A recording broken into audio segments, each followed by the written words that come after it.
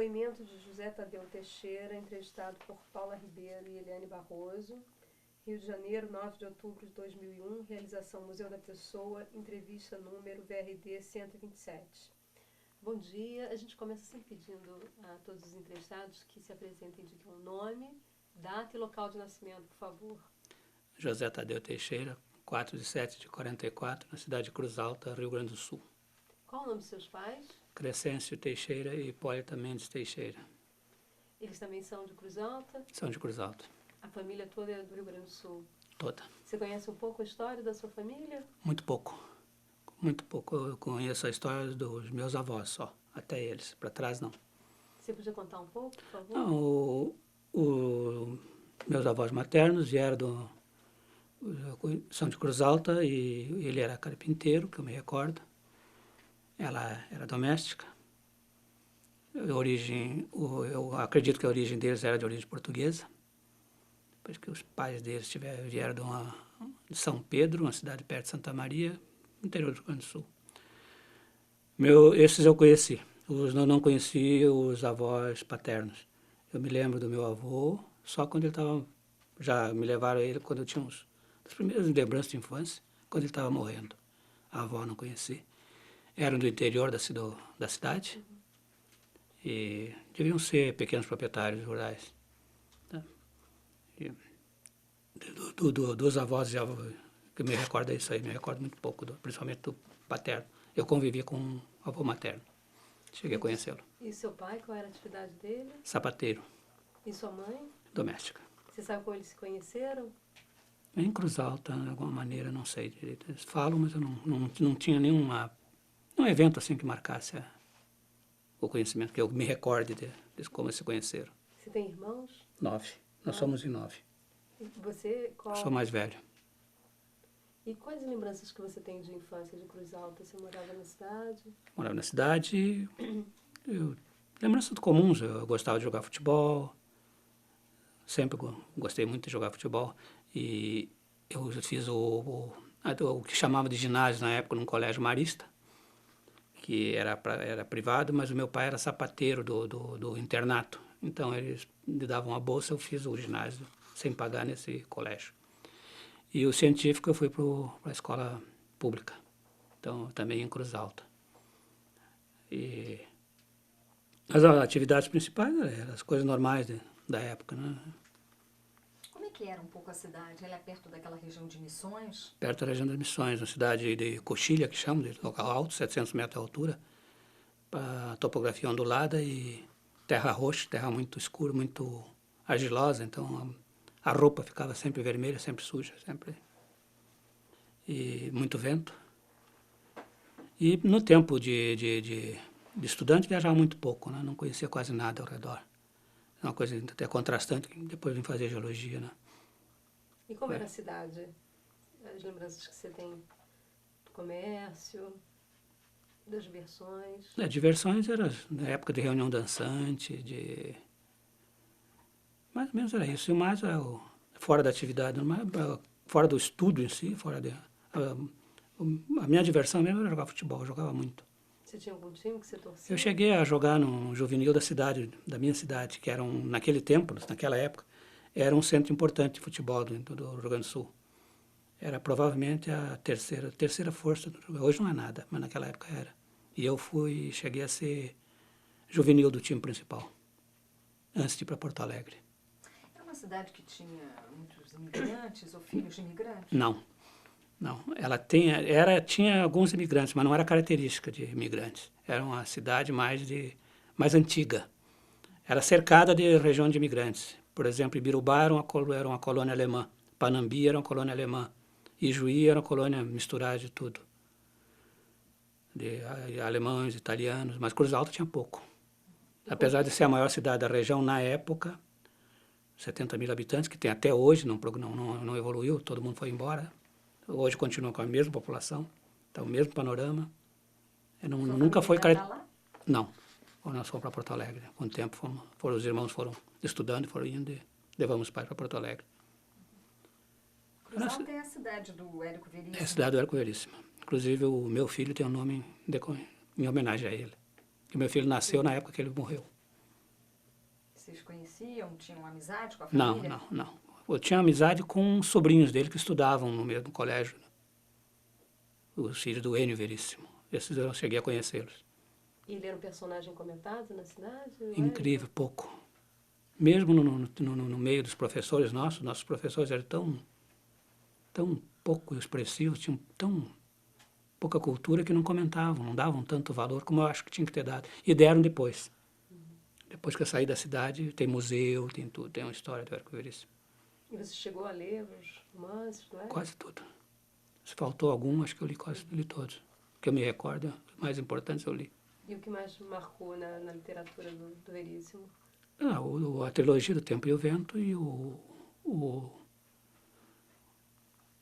como é o nome do penúltimo livro, Antes do Sol de Clarineta, é o Incidente em Antares. Foi o que mais marcaram.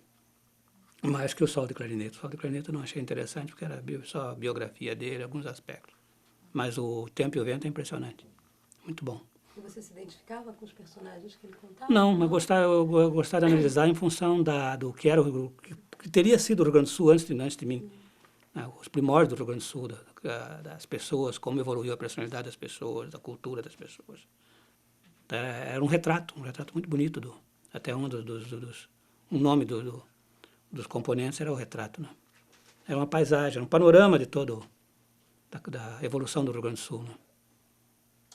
Como é que era um pouco a sua casa? Vocês eram 9 filhos, como é que era a disposição? Era uma casa grande, pequena? Era Modesta, de madeira, com 4, 5 quartos. Simples, bem simples. Como é que vocês se dispunham em casa? Como é que eram os quartos? Era os quartos, dois quartos para a molecada e 2 quartos para as meninas. Se dividia nisso aí. E você foi quando para Porto Alegre? Que idade? Eu fui agora vai a data, né? Eu lembro da data direitinho, em 63. Você tinha que idade? Eu tinha 18 anos. E por que você resolveu ir para Porto Alegre? Porque eu tinha que fazer o curso, eu terminei o científico, eu tinha que fazer uma faculdade. Naquele tempo ocorreu um fato interessante, que hoje eu não sei avaliar. Começou a Universidade de Santa Maria, começou nessa época. E a maior parte dos meus colegas foram para Santa Maria fazer vestibular lá. Eu não sabia nem disso. E eu tinha parentes em Santa Maria, podia ter ido para lá, tinha irmãos dos meus pais que moravam lá. Mas por um pouco de não saber, de não me ligar nas coisas, não tinha orientação, né? Eu fui para Porto Alegre. E também porque eu me inteirei, eu já tinha feito umas 2 viagens a Porto Alegre, já conhecia um pouco, tinha parentes lá. E eu me inteirei das matérias, naquele tempo eles distribuíam uma publicaçãozinha de cada vestibular de engenharia mecânica, engenharia civil, medicina, arquitetura, enfim.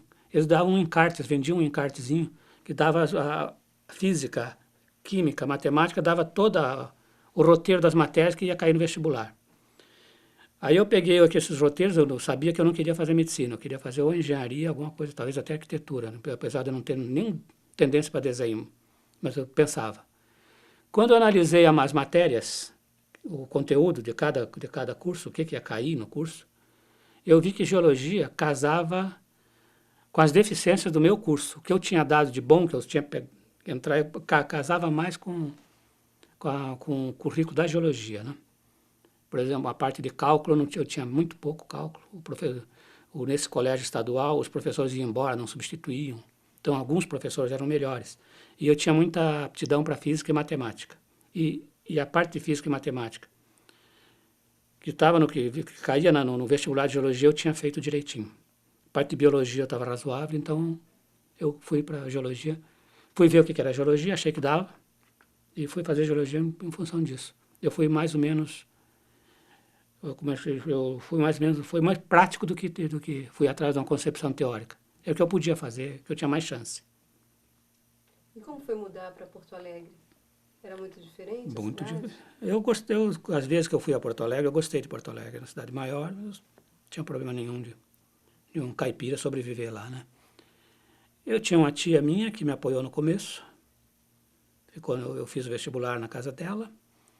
Ficava onde? Que região? Em Porto Alegre, num bairro quase no centro de Porto Alegre.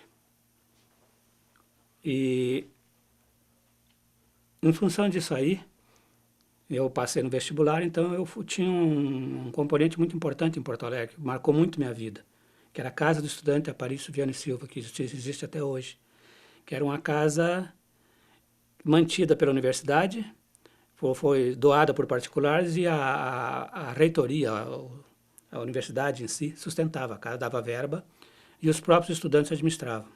E faziam a pré-seleção em função do grau de pobreza. Quer dizer, faziam uma ficha, né? E então eu passei no vestibular e entrei na casa do estudante.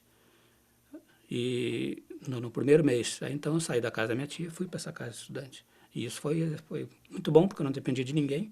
Com pouco recurso eu conseguia sobreviver, dava aula particular, fazia o que desse, para poder ter um pouquinho de recurso.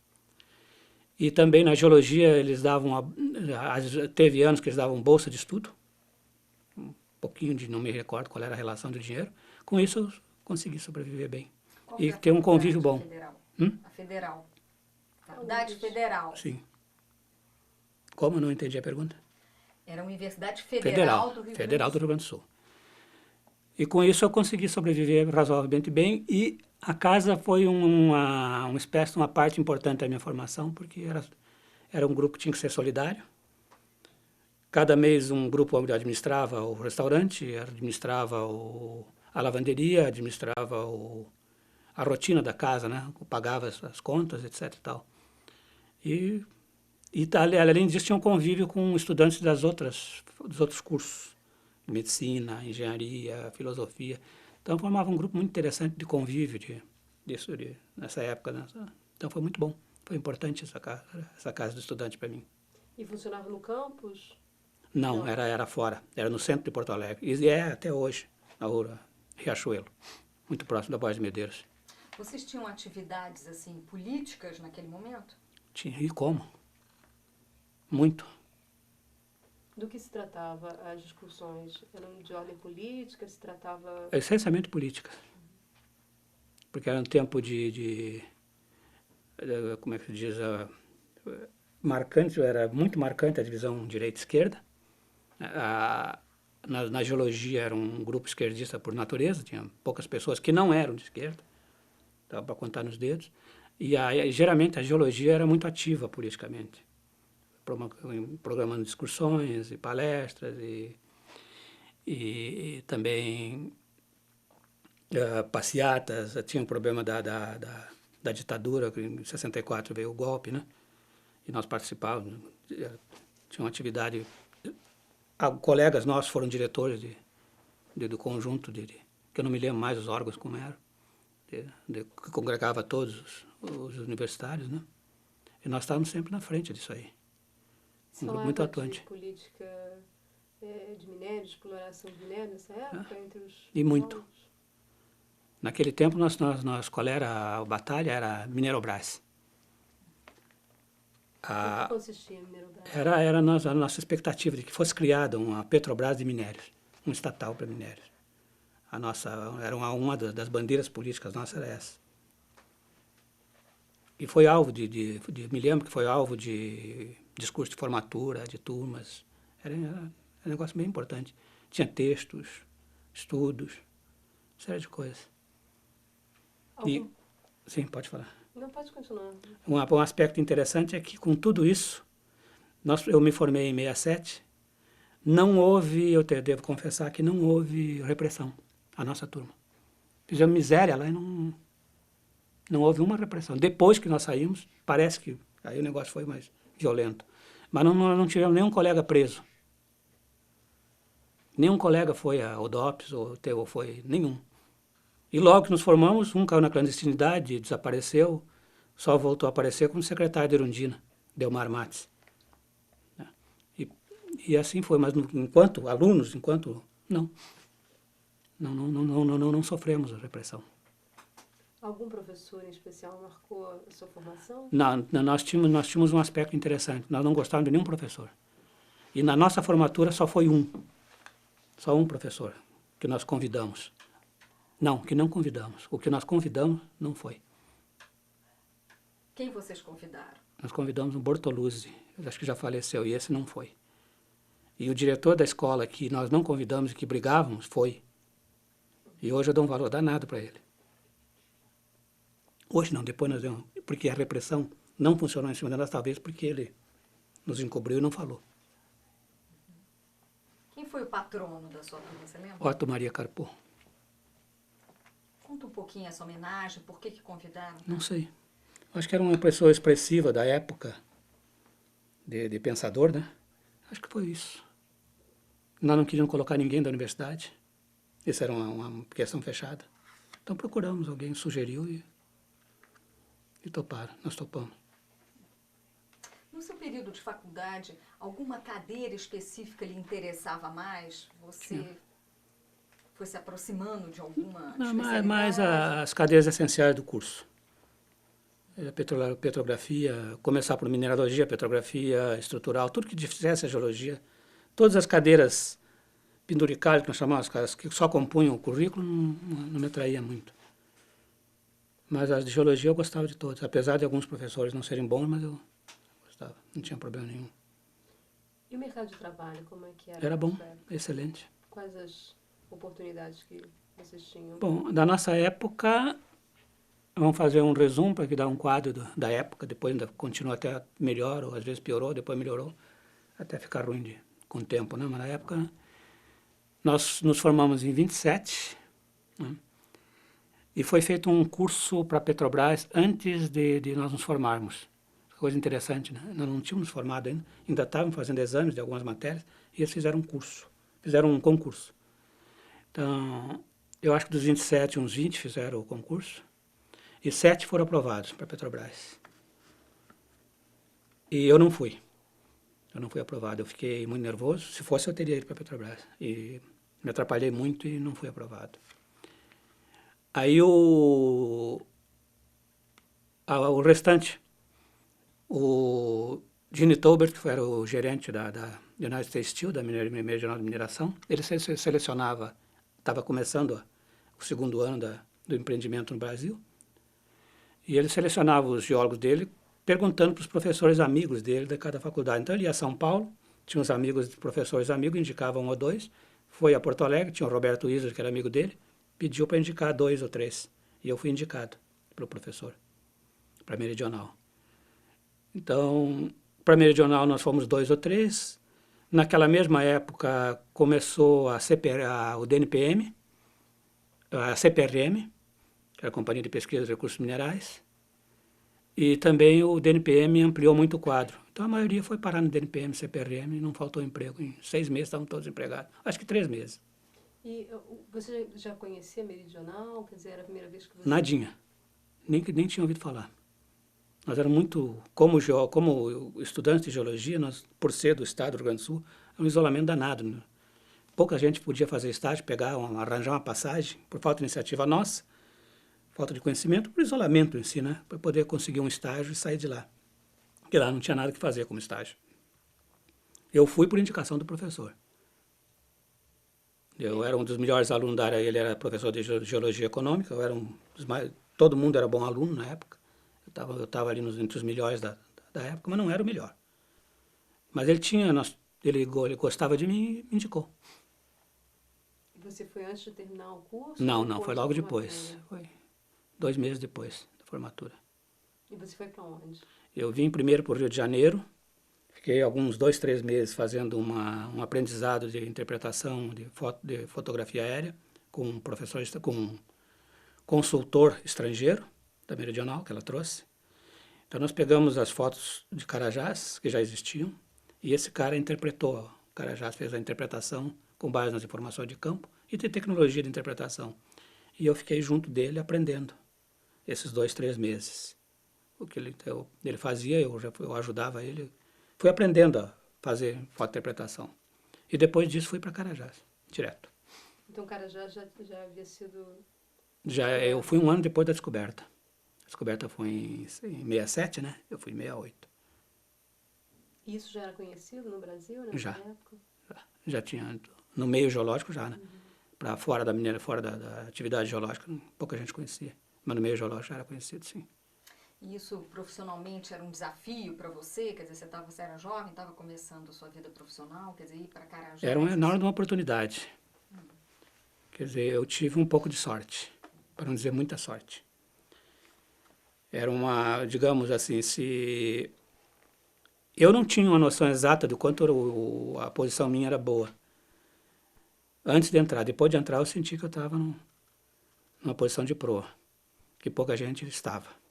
Primeiro por estar numa empresa multinacional de ponta, por ter tido um treinamento excepcional no começo de fotointerpretação, e em seguida ir para Carajás, onde acho que a maior parte dos geólogos da minha turma que estavam foram para o setor público, DNPM, CPRM, gostariam de estar no meu lugar. Com certeza. E essa era uma tecnologia nova na geologia, de fotointerpretação, ou não? Não era nova, não. Mas eu não fiz só fotointerpretação, eu aprendi ali aquilo e depois fui trabalhar normalmente lá em Carajás. E depois você foi direto para Carajás? Direto para Carajás. E qual foi a impressão ao chegar? Um impacto, né? Eu saí do Rio de Janeiro direto para a selva, para uma clareira imensa. Eu cheguei em Belém às 10h30 da noite, 11h30, fui para o hotel. Me apresentei no escritório às 8 horas da manhã e à 1h da tarde saiu o avião para Carajás, me levando. Então eu cheguei praticamente direto de Rio para frente de trabalho, no meio isolado, e completamente isolado. Naquele tempo não tinha estrada, nem pista. A pista era particular da Meridional, que o Breno deve ter contado, em N1, não é na atual clareira, na primeira clareira, né, que tem aquela foto ali da casa. Então eu fui direto para lá. Como é que foi esse teu primeiro contato com aquela região de Carajás? O que você sentia? Eu tenho uma coisa comigo até hoje, que se eu tenho uma tarefa, eu tenho que executar. Então eu encarei assim, não olhei para nada. No começo não olhei muito para o impacto, né? Digo, eu tenho que encarar, tenho que executar, aprender, então vamos enfrentar. Não pensei muito, francamente, nos prós e nos contras. Fui lá e tratei de fazer o meu trabalho. E tratar de me adaptar com o calor, com a selva. E Carajás tinha uma grande vantagem. O acampamento básico não era selva. Era lá em cima da clareira, né? Então não tinha selva, mas tinha um calor.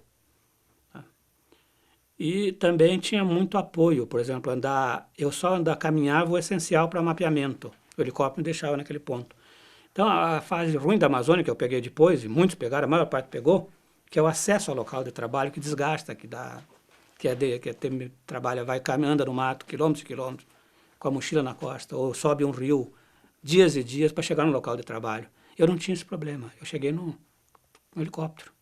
Apesar do helicóptero ser uma casquinha de ovo vagabunda, que hoje eu não entraria, né, Hughes 300, mas eu, na época, não achei que era aquilo me facilitava um horror.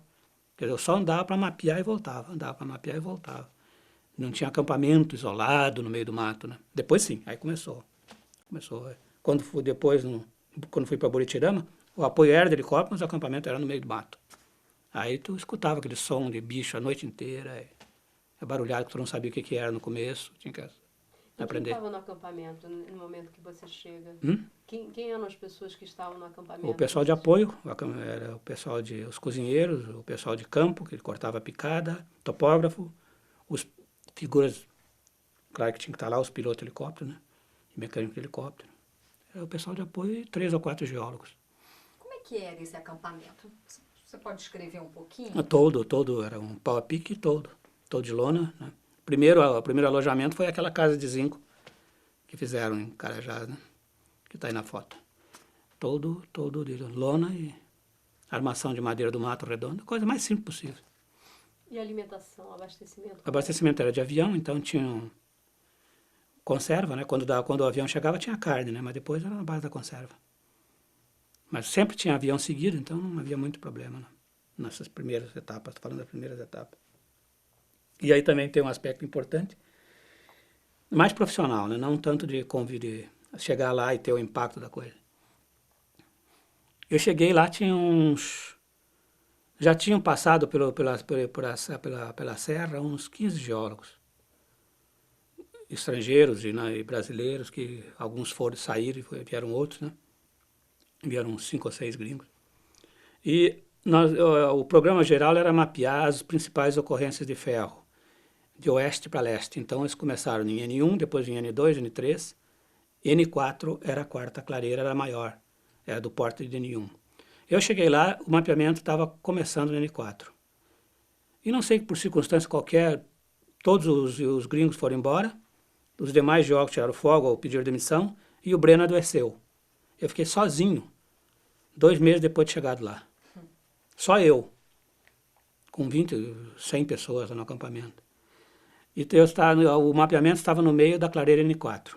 Então, eu fui mapear N4 sozinho, no corpo chamado N4, que chamaram N4 Oeste depois, que é o corpo de minério agora, que está sendo lavrado hoje. O primeiro mapeamento foi meu e eu fiz sozinho. Todos os outros mapeamentos foram conjuntos, aquele eu fiz sozinho, porque eu fiquei 1 mês sozinho lá. Já era sabido o potencial? Já. Nós tínhamos ideia, todo mundo tinha ideia, era muito grande. Mesmo eu, como recém-formado, tinha noção que o negócio era grande demais. Como é que você trabalhava sozinho? Não, primeiro no tempo que o pessoal passou lá, passou me explicando como é que mapeava. O John Tremene me treinou, o Breno me treinou. Aí depois eu tinha que sair só fazendo meu trabalho sozinho. Depois de aprender, era sozinho. Tinha a linha topográfica marcada lá no campo, com os piquetes, com o marco. E você saía com o seu auxiliar, que o auxiliar era um braçal só, para pegar na trena, e tu marcava os contatos, via as principais estruturas, normal. Aí era um trabalho rotineiro de geologia. E o pessoal de apoio era local, ou enfim, era do Pará? Era do Pará, o pessoal de nível mais baixo, todo do Pará, né? Piloto helicóptero, todos do Rio. E eles contribuíam de alguma forma no trabalho? Não. Técnico não, só de, por exemplo, andar comigo. Ou cortar o mato para fazer a topografia, o topógrafo ia antes, fazia o levantamento, depois eu ia mapear. Isso eu fiquei até o final do ano. No final do ano de 68, eu fui para o que chamavam de programa de procura de manganês. O Tobre teve que dividir a equipe em 2. Uma equipe continuava no ferro, que já estava descoberto, e já estavam fazendo os primeiros furos, primeiros trabalhos de pesquisa. E a outra equipe iria continuar procurando manganês, que era o objetivo principal da Meridional. E eu fui para essa equipe. E onde se localizava? Na região de Carajás, na área chamada Buritirama. Nós fomos para Buritirama, que era uma serra orientada, onde começou a surgir indício de manganês. Então, o Breno era o principal líder, eu fui com o Breno, o Breno escolheu 2 e eu fui com ele. Aí descobrimos um corpo de manganês, que hoje é o segundo depósito da região. No primeiro ou segundo dia de trabalho eu descobri esse corpo. A área já tinham sido descoberto manganês, mas não um depósito. O primeiro depósito foi eu que descobri, que é B5 atual. Quando passei para o manganês, em 69, já em 69.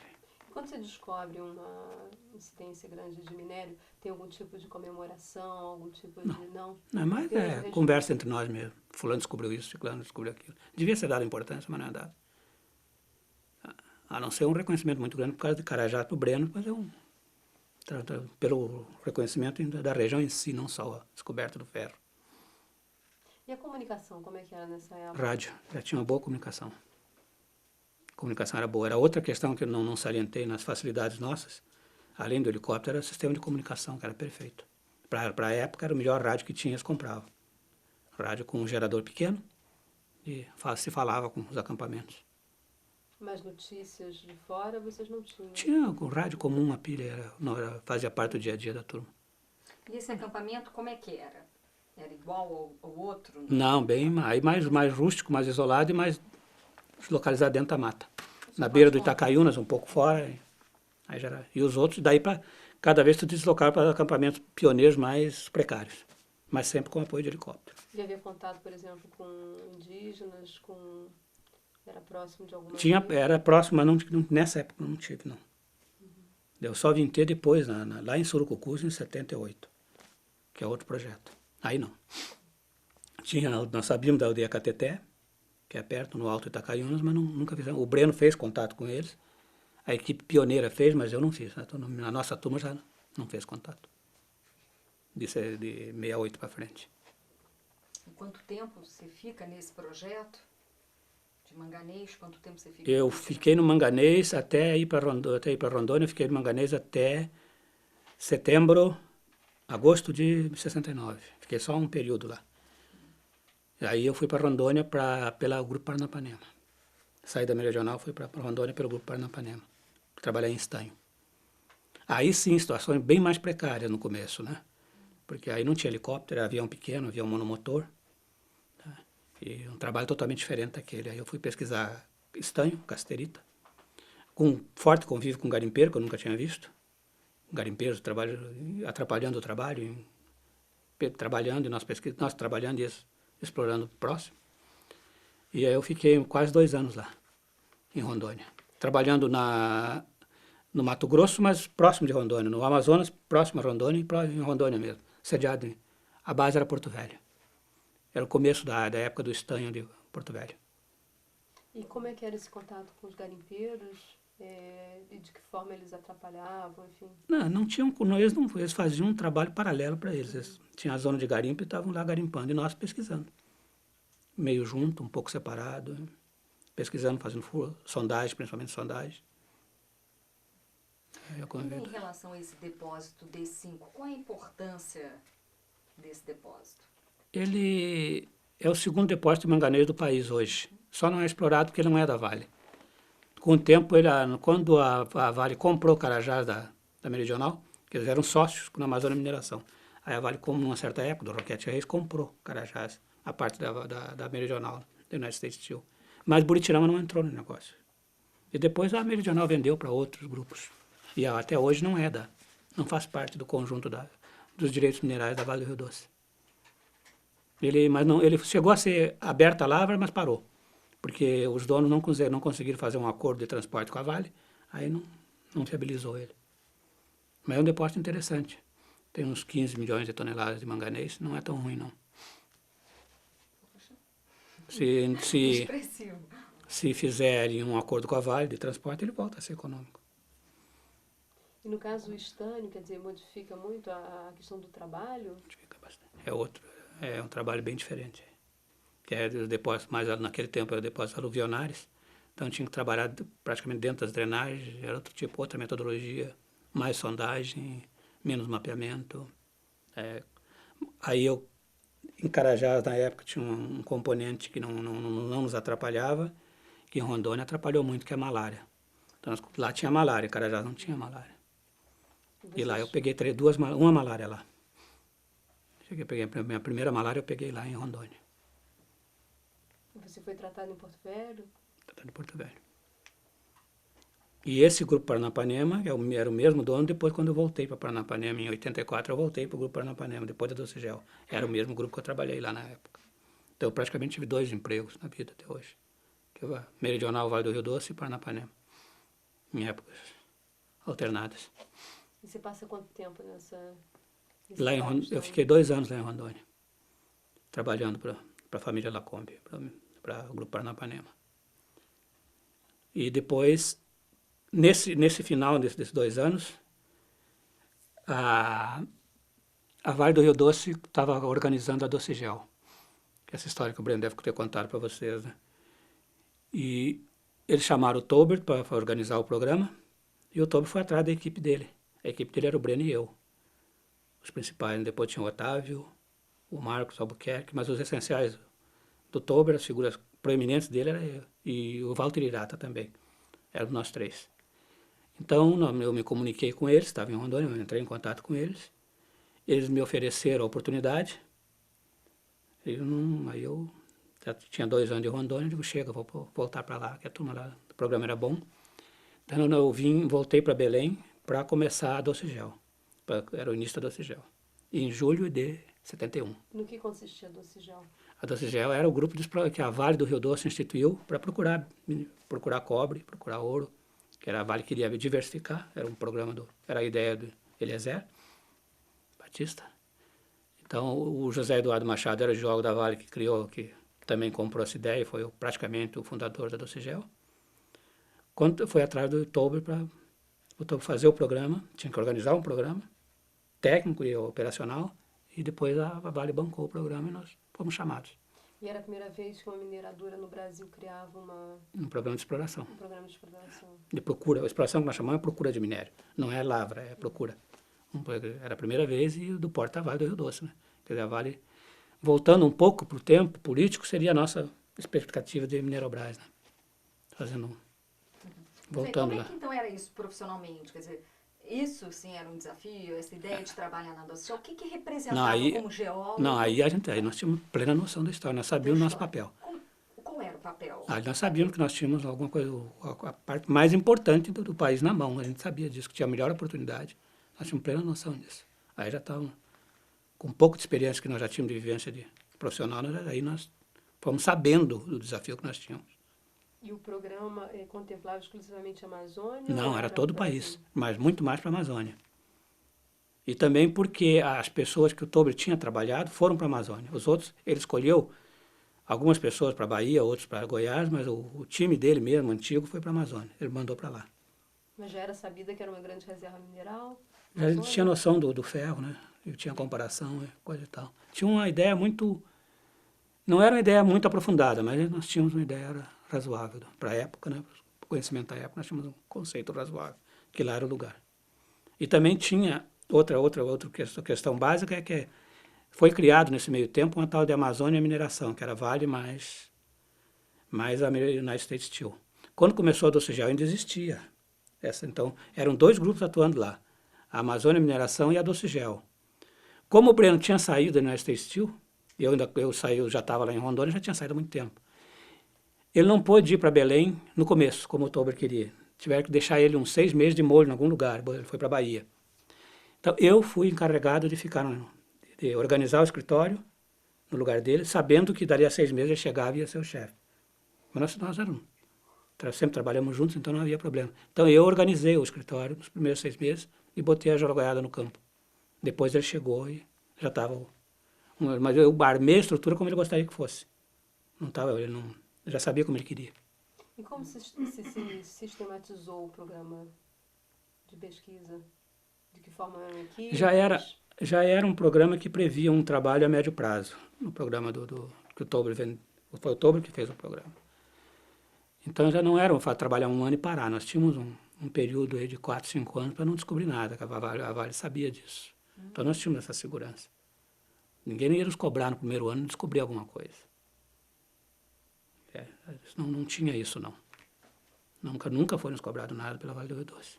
Eles tinham noção que o trabalho era a médio prazo. A médio ou longo prazo. Foi a médio prazo ou por sorte ou competência nossa, ou as duas coisas juntas. E como foi esses primeiros anos? Foi como bom. É que ele se organizou? Nós nos localizamos mais em questão geográfica em função de Carajás, em função do oeste de Carajás e em função do norte da Amazônia. Nós tinha alvos bem específicos, regionais, e um geólogo comandava uma equipe de 3, 4 geólogos em cada conjunto dessas áreas. E quais foram os principais projetos? O projeto era o que nós chamávamos de Iriri, que era o meu, Xingu, que era do Irata, o Parujari, que era do Décio, e tinha outro componente importante, que foi onde deu os primeiros resultados, Bauxita Paragominas. Trombeta estava começando, ainda era um depósito, mas não tinha começado a lavra, mas surgiu Bauxita em Paragominas, então outra equipe foi jogada para lá. E nós obtivemos os primeiros resultados bons. E a sua experiência no projeto, e como foi? Aí já foi depois, quando o Breno chegou, eu passei a ser chefe de projeto. Aí tinha que ir para frente, pesquisar na frente, usando geoquímica. Onde se localizava? Na região do Rio Iriri, afluente do Rio Xingu. Conta um pouquinho para a gente, por favor, Tadeu, como é que é essa experiência, como é que eram os alojamentos, como é que era um pouco essa entrada? O mais rústica possível e com o menor... Para dar mais dinâmica para o projeto, o que nós tínhamos que fazer era amostragem e mapeamento. E para isso tinha que andar rápido, não nos preocupava muito em fazer um acampamento bom, era um acampamento bem pioneiro mesmo, bem pioneiro. E um acampamento base, geralmente, ou 2, onde o helicóptero se apoiava no centro da área, ou próximo à área, onde chegava o apoio principal, e o resto era apoiado de helicóptero o mais rápido que pudesse, para poder se desenvolver o trabalho de coleta de sedimento corrente, de amostra de solo, geoquímica em geral. E andar, e mapear. Quer dizer, tinha a topografia, uma equipe de topografia o mais expedita possível, tudo trabalho bem pioneiro. E Iriri era que tipo de minério que vocês Nós estávamos, em toda a região nós precisávamos cobre, sulfetos. O objetivo básico era procurar cobre e zinco. Depois que veio o ouro. O ouro veio que nós encontramos o ouro, tropeçamos aí, começou a desenvolver o ouro. E qual a incidência de cobre nessa região que você... Não, agora, como hoje, por exemplo, é a segunda região do mundo só. Na época não sabíamos de nada. Com o tempo é que foi chegando lá. Hoje, depois do Chile, é a principal... Ainda não tem minas de cobre hoje, mas depósito tem 5 ou 6 que já sendo cubados, ou um já começando a lavra, e assim vai. Mas para isso foram anos e anos. Nesses acampamentos, assim, vocês comiam o quê? Caça e o arroz com feijão, farinha. Ia muito braçal, o braçal tinha que ter farinha, porque senão não dava. E farinha dura bastante também. E conserva. O arroz e feijão tradicional. Mas qual caça? Caça, mutum, macaco, porco do mato, queixada, catitu, coisa assim. Raramente pesca, mas era caça mesmo. Uma conserva, apesar também. Quando não dá para caçar, o trabalho era muito rápido, e pouca gente, era conserva mesmo.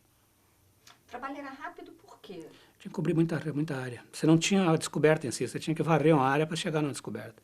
Tinha que primeiro chegar na anomalia, num indício de mineral.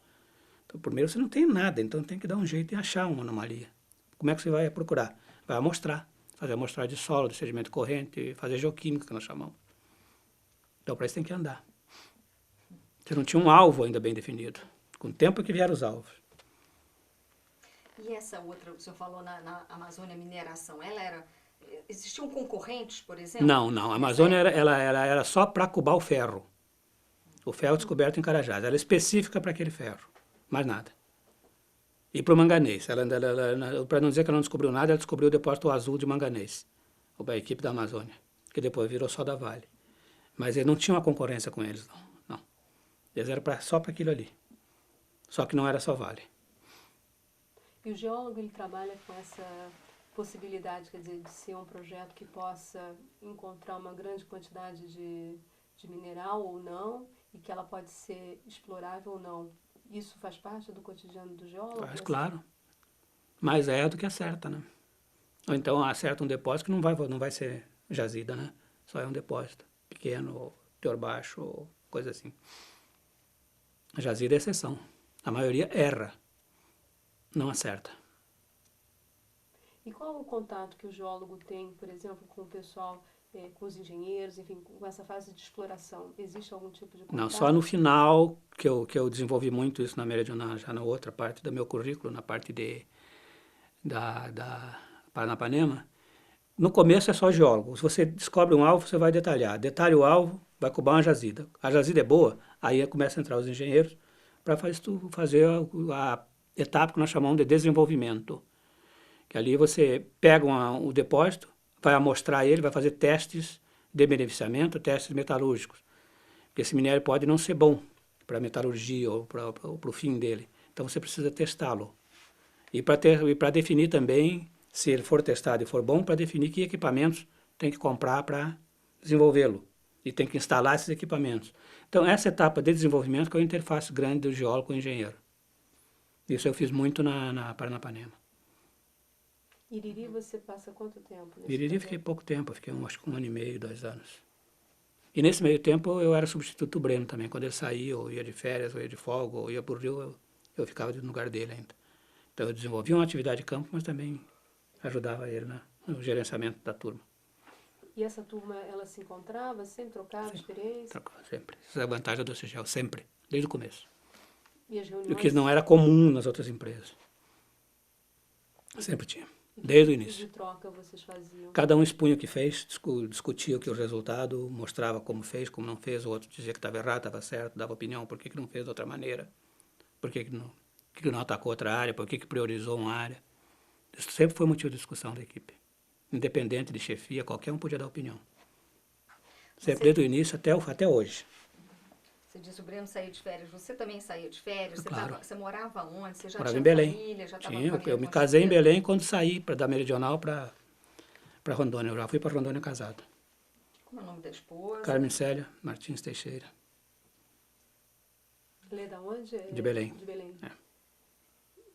Você a conheceu lá? Conheci lá. Quando trabalhou Na Meridional.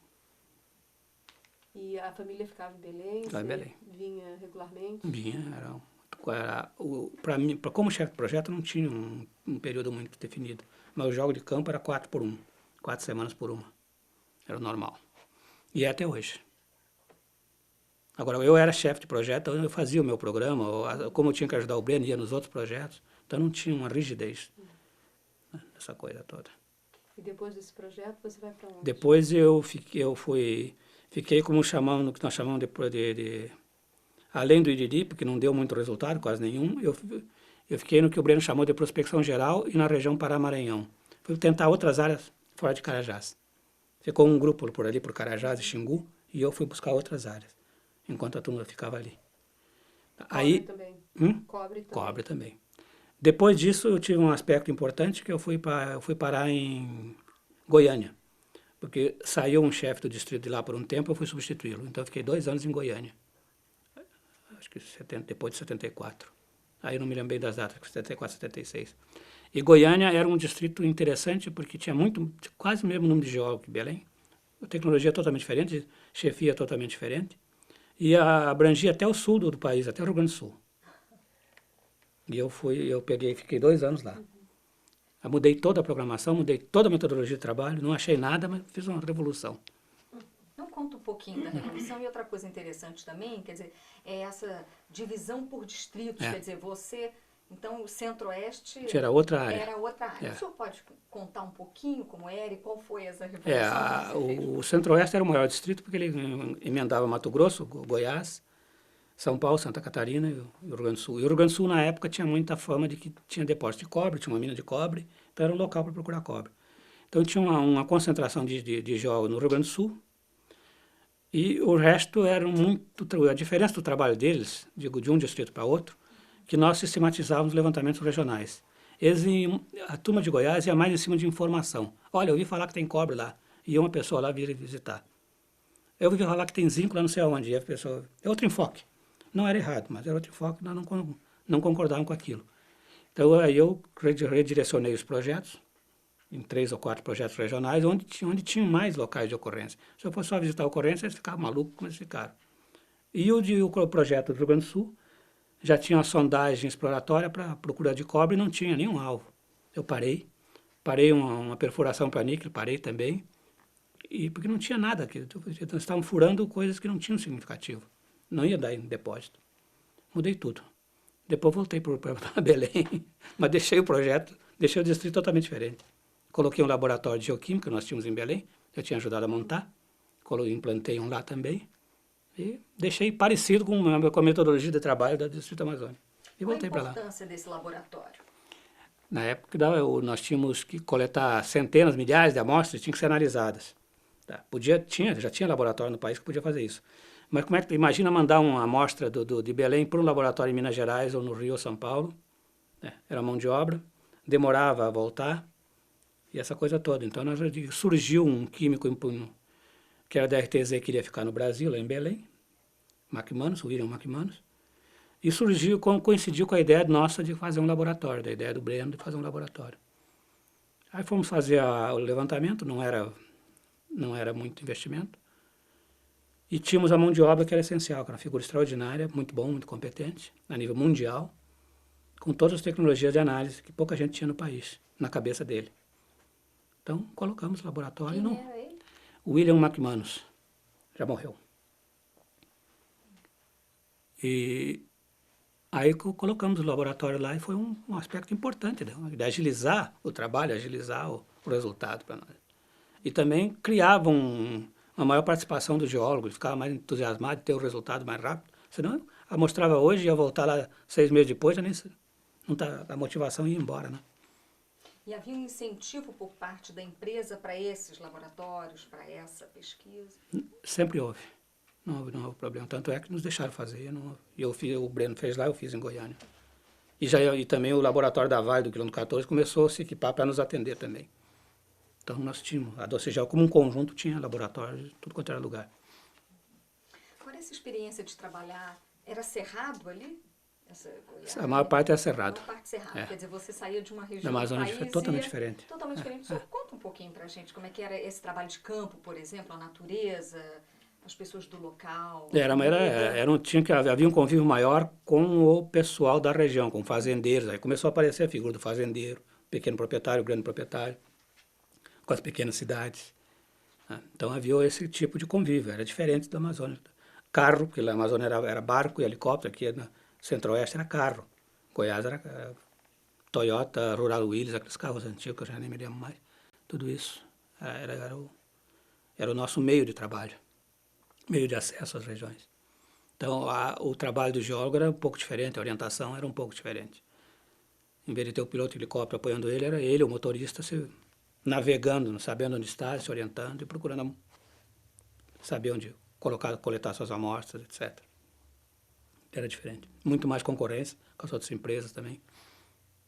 Foi isso aí, nessa época. Foi diferente de Carajás, do Amazonas. Como é que se dava essa concorrência? Quer dizer, a correria de você e a concorrência no mesmo campo, procurando a mesma coisa. Como é que se dava isso? Tá estranho, porque de fato não era para ser. Porque uma vez tu fez o pedido de pesquisa para o DNPM, a área é tua, não precisava estar. Mas a turma achava que tinha que esconder a informação um de outro. E quando surgiu uma informação básica num local, mesmo que não fosse uma área tua, tu ia lá para ver, para poder extrapolar para a tua área. Então tu entrava na área dos outros, os outros entravam na tua área, confusão de gente. Aí tinha a Metago, que era estatal de lá, né, do estado, que atuava muito. Metago. Cansamos de tropeçar com os jogos da Metago por aí. E de outras empresas, né, que trabalhavam na região, como a Inco. Vocês omitiam informações? Roubavam informação, aquelas coisas meio... Como é que é um pouquinho? Como é que funcionava isso? A bobagem da gente, não tinha muito fundamento, não. Todo mundo queria descobrir alguma coisa, então qualquer informação era importante. Então todo mundo ia atrás da informação. Mas o pessoal da região também contribuía para isso ou não tinha conhecimento? Não tinha conhecimento, não. Em relação aos fazendeiros, como é que era esse contato? É interessante, por exemplo, no Rio Grande do Sul era extremamente difícil. Em Goiás, muito fácil. Em Goiás não havia problema nenhum. Goiás, Mato Grosso, tu entrava em qualquer área sem problema nenhum. Para Santa Catarina também não havia tanto problema, mas Rio Grande do Sul era problemático, sempre foi.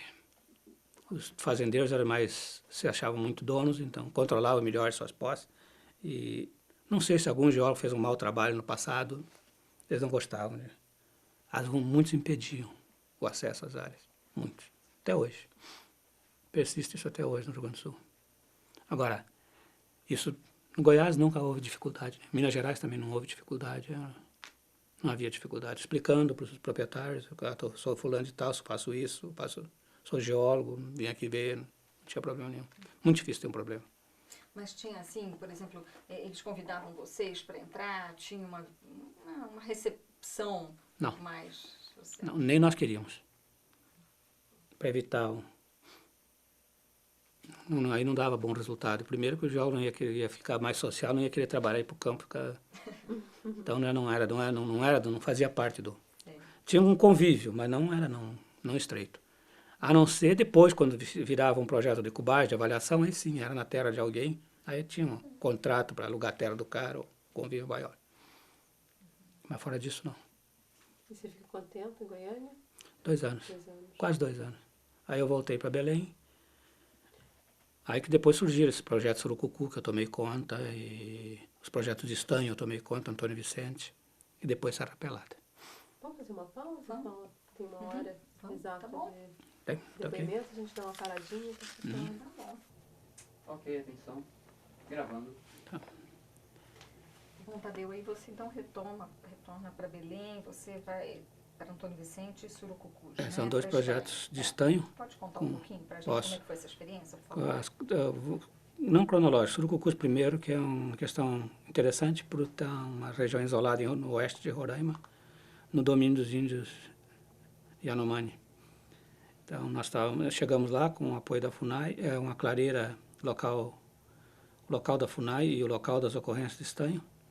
Era na borda de uma clareira semelhante à de Carajás, então tinha um descampado com uma pista de pouso grande e o acampamento da FUNAI. E 2 ou 3 tribos de índios, Yanomami, situados como se fosse ao redor de um círculo onde o centro era a FUNAI. a instalação da FUNAI. Essas tribos eram hostis entre si, andavam nus, e índio mesmo, totalmente diferente dos índios que a gente tinha tido algum contato, ou visto falar em Carajás. E nós tínhamos que ter intérpretes, e a instrução era não dar nem... Era a política da FUNAI totalmente correta, porque antes tinha havido um garimpo em Surucucus, antes de nós chegarmos lá, para Casterita. E o governo fechou o garimpo, e uns 2 ou 3 anos depois nós aparecemos lá. Como os garimpeiros davam de comer para os índios paravam de plantar. Então, cortavam o vínculo deles com a natural de alimentação, porque achavam que o branco ia dar para eles. Então, a instrução da FUNAI era não dar nada para os índios, para eles se mantiverem, para eles estavam em fase de voltar aos seus hábitos comuns. Então, pela primeira vez em acampamento de frente, nós tivemos que fechar todos os alojamentos, fechar a cozinha, fechar o depósito, principalmente. Então, improvisamos com folhas de zinco em bobina. Chegava lá, abria aquelas folhas e passava ao redor da casa para vedar para os índios não entrar. Porque se deixasse aberto, eles iam deitar na tua rede, roubar a tua rede, a rede onde a gente dormia, iam na cozinha, roubavam tudo. Não quero saber, eles não têm noção do que pode e o que não pode. Para eles pode tudo. Então teve esse convívio com os índios, totalmente diferente. O trabalho em si, não sem problema nenhum do trabalho, era uma sondagem semelhante ao que eu fazia em Rondônia. Bem semelhante. Tinha as equipes tudo estruturadas, bem feitinho. Agora o convívio com os índios que era a particularidade. Cercado com o quê? Eu não entendi. Alumínio, chapa de alumínio, que a gente pregava ao redor da parede. Geralmente nossos acampamentos eram abertos, então só uma parede de palha. Ali não, tu tinha que isolar mesmo e passar cadeado, para não permitir que eles tomassem a tua comida. Não por causa de nós, por causa da política da FUNAI. Então era um convívio difícil, porque os índios, os mais próximos era a tribo mais covarde, e nós estávamos furando entre uma tribo de metida valente e uma tribo covarde. Os valentes nunca nos incomodaram, os covardes viviam nos enchendo a paciência dentro do acampamento. E gostavam, tinha um cacique, acho que era Salomão, o nome dele, um sujeito alto, velho. Eu chegava lá e ele ficava me negociando que ele queria que eu fosse falar com ele, porque eu era o chefe e ele era o chefe. Então o chefe tem que falar com o chefe. E eu não me atinava para aquilo, nem queria falar com ele. Depois eu tive que aprender que tinha que falar com o Salomão. Aí eu dei uma grande mancada. Ele estava, na hora que eu cheguei, ele estava num acampamento com meia dúzia de índios nus, e ele com uma menininha assim de uns 7 a 8 anos do lado dele. Aí eu fui tentar agradá-lo através do intérprete, falei, a filha dele é bonitinha, né, uma garota, né? Não era filha, era candidata, era a noiva dele que ia crescer, ele que estava de 7 a 8 anos, ele estava esperando, fazer não sei que idade para ser a mulher dele, uma das mulheres. Não prestou o papo, ele não gostou. Então o cuidado era esse, em Roraima. E os depósitos eram bons, mas a Vale depois resolveu parar o projeto com certa dose de razão, achando que tinha que manter os índios isolados e que não se propôs desenvolver a jazida. Está lá até hoje. Eu acho que não era correta a ideia, não, porque depois eu fui ver, a mineração controlada é melhor que o garimpeiro. Depois os garimpeiros voltaram lá e fizeram um estrago. Se tivesse a mineração, tinha um isolamento como tem o exemplo do Pitinga, com os índios Atuari, Vaimiri e Atuari, e o próprio exemplo de Carajás com os catetés, com a aldeia cateté dos Chicrinhos, né? A mineração organizada não agride o índio, tem as suas limitações, enquanto que o garimpeiro vai, como no Surucucu nós achamos que sair era melhor, não é? A longo prazo não foi melhor, não. Mas não voltamos para Surucucu. E as comunidades indígenas, elas têm noção do que é a mineração? Ou... Não tinha noção nenhuma. Hoje, por exemplo, depois eu volto no Pitinga, aí eles têm noção. Hoje, naquela época não tinha. Os Atuaris Vaimiris têm noção. Mas não se empregava mão de obra indígena? Não, de jeito nenhum. Não, de maneira nenhuma. E, bom, então, o interessante do Surucucus é isso, nos parou. Depois Antônio Vicente. Antônio Vicente era nós tínhamos encontrado ocorrência casterita, de estanho, na região do Xingu, num local chamado Antônio Vicente. Depois os garimpeiros invadiram a parte, então quando nós voltamos lá, houve um convívio garimpeiro e as atividades das empresas. Mas deu para conviver com os devidos problemas, né? E nós tínhamos uma maneira de administrar aquela dia a dia, eram as empresas detentoras dos direitos minerais comprar a casterita. Aí nós restringimos o comércio, ficava só as empresas detentoras comprando, mesmo que não fosse a atividade específica da Docegel, para poder controlar o garimpo e não deixar que expandisse. Então a Docegel comprou casterita numa certa época e eu coordenei essa compra no Antônio Vicente, além da atividade de pesquisa. Usava aviãozinho para transportar o estanho para... Qual é a cidade lá do sul do Pará? Redenção? Conceição do Araguaia. E dali ia para o sul, a empresa vendia. Aí conseguiu-se eliminar o garimpo e se concluiu a pesquisa, e depois essa área foi vendida para Paranapanema. Eu ainda trabalhava na Docegel. Esse contato com garimpo, eles eram organizados? Organizados. Super organizados. Tinha, na produção eles eram organizados, na vida era um horror. Aí tinha prostituição, tinha cachaça, tinha de tudo, droga, como sempre. Mas a produção deles era bem racional. Tinha como é que se diz, um empresário, entre aspas, que tinha um recurso, né, investia, quando pegava 10 ou 12 garimpeiros, ele ganhava metade do lucro, outra metade era dividido para os garimpeiros. Ou então ele pagava uma diária e não dividia nada. Havia uma maneira de convívio comercial entre eles. E produziam. Não havia problema, não. Vocês conviviam, por exemplo, com essas pessoas?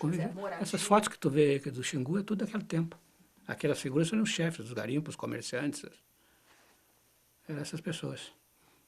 Tinha algum chefe mais que tinha... Sempre tinha 2 ou 3 mais expressivos, né? Sempre tinha. Nunca um só, sempre um. Ou um ex-bandido, ou um líder normal, sempre tinham as figuras. Você negociava com esses empresários? As pessoas compravam deles. E havia qualquer tipo de barganha? Não, era bem definido. O processo comercial era bem definido. Tinha que atingir uma determinada qualidade de casterita, e tinha os índices lá bem fáceis de definir, em função do teor de estanho. O DNPM atuava como mediador, se havia problema, e só. Nunca houve problema, não. E o Antônio, e além disso, tinha a cubagem dos aluviões em si, que foi a equipe de geologia fazia, que era o trabalho nosso mesmo, né? Normal, com acampamentos bem pioneiros, bem simples. E chegamos a essa reserva de casterita que foi vendido para Paranapanema e que hoje já se extinguiu, já tiraram tudo que tinha que tirar. Foi um caso de uma empresa que a gente viu nascer, de um depósito mineral que nós cubamos, avaliamos, a empresa vendeu, veio outro grupo, tirou, extraiu, foi mina e pronto. Esgotou a reserva. No oeste de Carajás, bem na região do Xingu. E depois disso, então, nós nos envolvemos com o Babaçu, que foi Lá já havia uma pesquisa para ouro, foi identificado reservas para ouro do projeto Andorinhas, tá? E houve o início, vamos dizer assim, o embrião da produção de ouro da Vale do Rio Doce. O Ulisses Freitas era o engenheiro de Minas da época que comandava isso, sediado no Rio, e eu dava apoio para eles lá. Fazia o interface do distrito com o Rio, junto com o Ulisses pelo Rio e eu pelo distrito. No que nós chamávamos de projeto Babaçu, que teve uma lavra experimental para ouro. Foi a primeira atividade da Vale em ouro, foi o primeiro passo, foi lá. Não teve grande sucesso, mas aprendeu-se. E se desenvolveu, implantou-se uma lavrinha de ouro, experimental, como foi dito. E eu ajudei o pessoal do Ulisses e o Zé Adolfo Vivaco, na época. Esse Zé Adolfo depois virou presidente da Docegel. O Ulisses virou diretor da Vale. E terminado o Babaçu, terminado não, enquanto se implantou essa lavra experimental para ouro, incluindo lavra e beneficiamento para ouro, estourou Serra Pelada. Aí o Breno me deslocou para Serra Pelada, tinha uma equipe lá do projeto Aquiri, que estava fazendo pesquisa, não na Serra Pelada, mas na região. O Breno primeiro colocou essa equipe lá e depois viu que ia ser muito complicado ter o convívio de uma equipe de pesquisa lá, solta lá com atividade garimpeira se multiplicando. Aí eu tinha, na época, fui fazer uma operação de ouvido em Porto Alegre, que eu tive um problema auditivo. Quando voltei, então o Breno me designou para coordenar a Serra Pelada. E foi uma explosão de Serra Pelada. Eu cheguei na época que estourou. Na época que o governo tomou conta, através de seus órgãos, N órgãos controlados pelo SNI, com tal de Coronel Curió, né? Com o Curió, e eu estive presente no dia que o Curió invadiu o garimpo e tomou conta do garimpo. Apreendeu não sei quantas toneladas de ouro. E não esqueço disso, nós estávamos voando de helicóptero, a equipe já estava lá para... um aspecto importante antes, para entender. Nós recebemos de novo a incumbência de comprar ouro. Como já tinha cercado um garimpo de estanho e controlamos o estanho, o governo nos botou na história para comprar ouro para tentar... E tirou os comerciantes, que era a infinidade de comerciantes de ouro. De gente de todo lado, usando jatinho.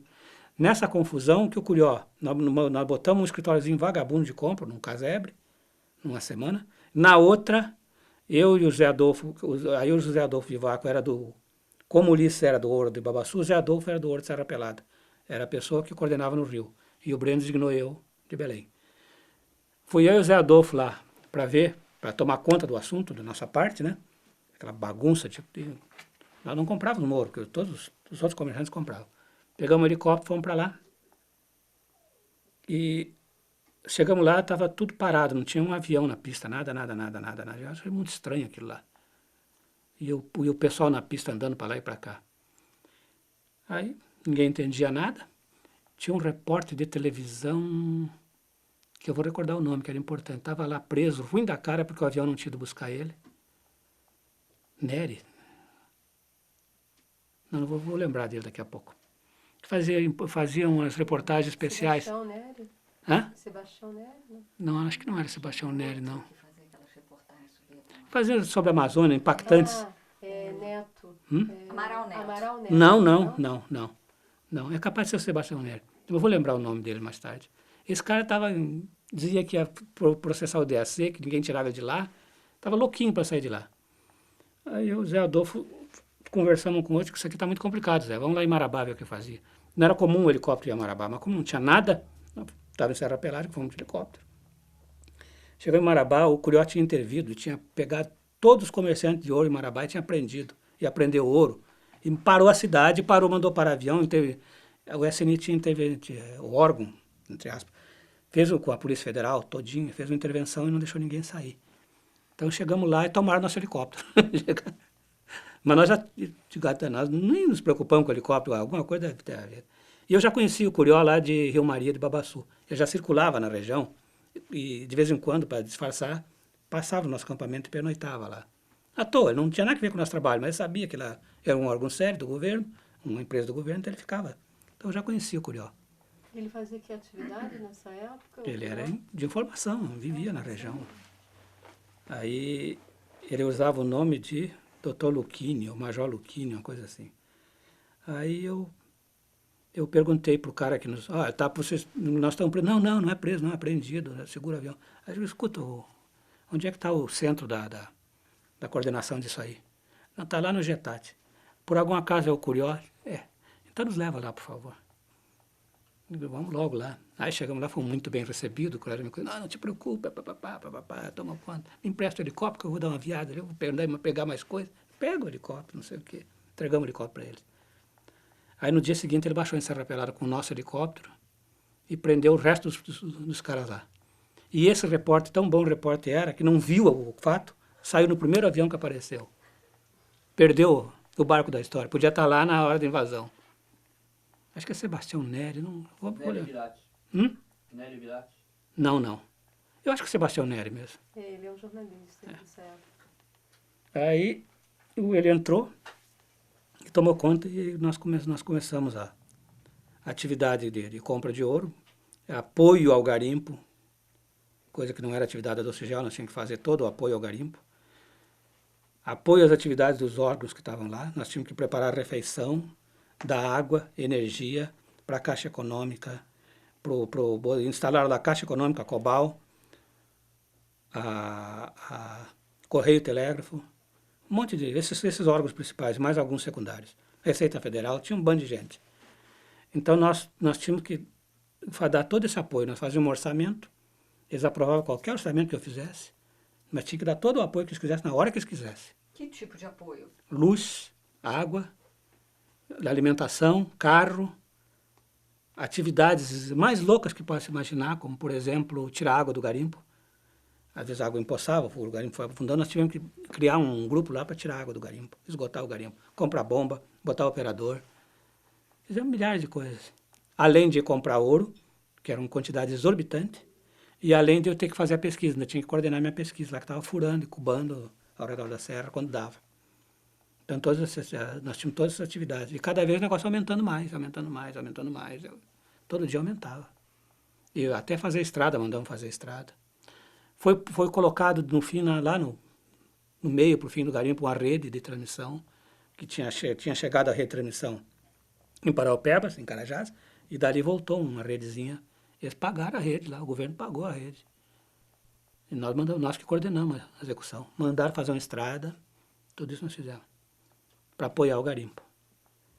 Aí surgiram os N casos, aí teve a visita do Figueiredo lá a primeira vez. Tá?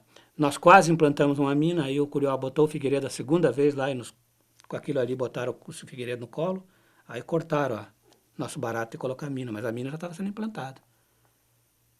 Nós fizemos um acordo com o governo que ia ficar 2 anos, e em 2 anos saiu o garimpeiro e entrava a mina. Aí eles não tiraram 10 mil garimpeiros de jeito nenhum. A mina se foi. 10 mil garimpeiros naquela época? Mais ou menos. Talvez até 15. O Curió teve 7 mil votos lá, não sei se isso é mais ou menos esse valor. E por isso que por causa da promessa do Curió com os garimpos com o presidente, que levaram o presidente a segunda vez, né, nos cortaram a onda de nós fazermos a mina. Não tiraram os 10 mil garimpeiros, coisa nenhuma. E ali começamos comprando 2 quilos por dia, dali a pouco estamos comprando 20 quilos por dia. Um dia nós chegamos a comprar 330 quilos. De onde vinham esses garimpeiros? Vinham de todo lugar no Brasil? Todo lugar, mas essencialmente Maranhão. O braçal mesmo era maranhense. Aí tinha dono de barranco, proprietário disso, proprietário daquilo, era gente de todo lugar.